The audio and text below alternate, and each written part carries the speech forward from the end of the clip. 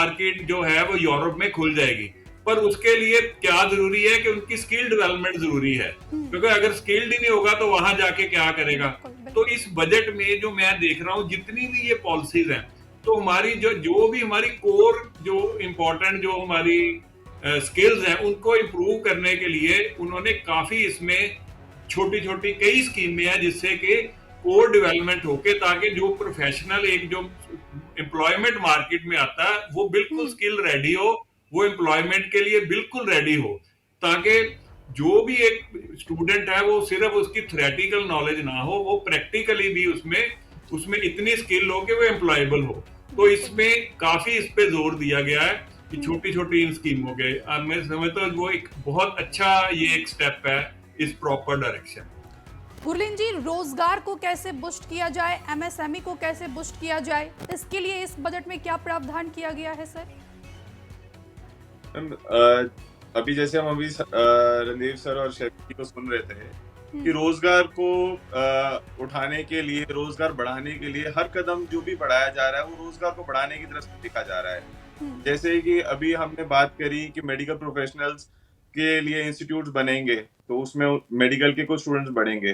Tourism को बढ़ावा जब देने की बात करी गई तो उसके लिए भी उन्होंने बताया गया कि जो टूरिस्ट गाइड्स हैं उनके लिए स्किल्ड एजुकेशन उनको भी प्रोवाइड करी जाएगी, जो कि कुछ हमारे बड़े बड़े इंस्टीट्यूट्स के द्वारा भी उनको प्रोवाइड करी जाएगी। इससे ना ही सिर्फ टूरिज्म बढ़ेगा बल्कि रोजगार भी बढ़ेगा।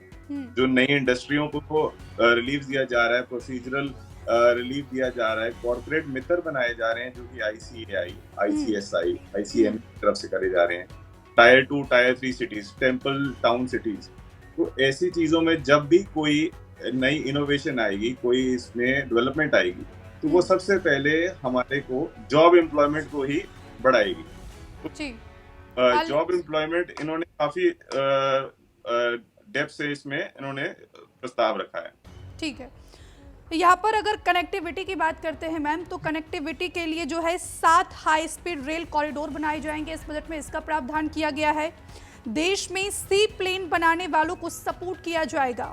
7 हाई स्पीड रेल कॉरिडोर में मुंबई से पूना, पूना से हैदराबाद, हैदराबाद से बेंगलुरु, हैदराबाद से चेन्नई, सिलीगुड़ी से वाराणसी बनाए जाएंगे। विकसित भारत के लिए हाई लेवल बैंकिंग कमेटी बनाई जाएगी। तो ये तो अच्छा कदम रखा गया है इस बजट में। बिल्कुल बिल्कुल।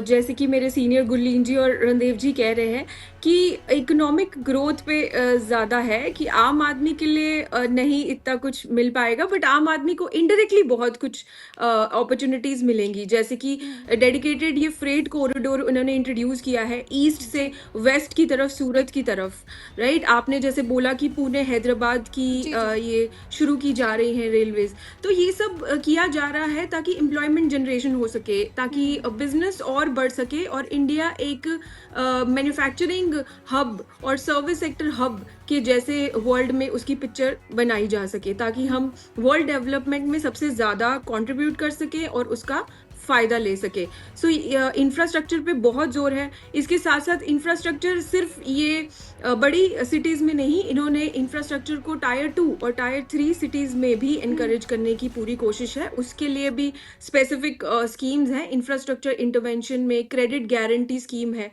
तो ये सब डेवलपमेंट की तरफ ज़्यादा ध्यान दिया गया है। और बिल्कुल ये भी सही है कि जब तक कनेक्टिविटी को बूस्ट नहीं किया जाएगा तब तक इकोनॉमी भी बूस्ट नहीं होगी।